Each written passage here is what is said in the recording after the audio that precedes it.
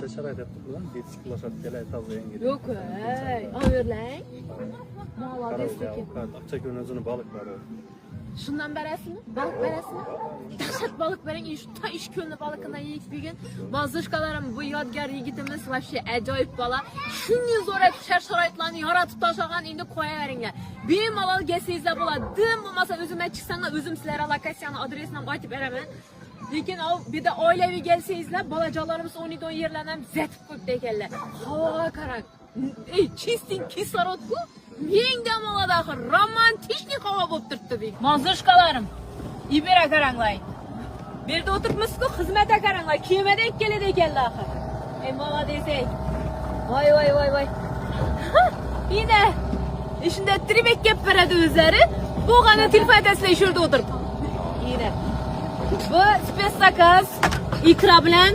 Sazan balıklı özüm sakız ettim. Ne için deyende sazan balıklı ikrasını yaxşı göremem. İş gönlük ey. Ne oldu köyde baytılar mı? Akçaköy'de baytılar ey. İnak. Ne? Aynen. Akçaköy'ün balıklarını az sakız etik gevedim yine gelipti. Aynen iyisin adam. Ezzet miymişindi. Hey bu atmosferada Baku bu balıklar yanman gitedeken mazduşkalarım. İkranı açmışlar. İkranı.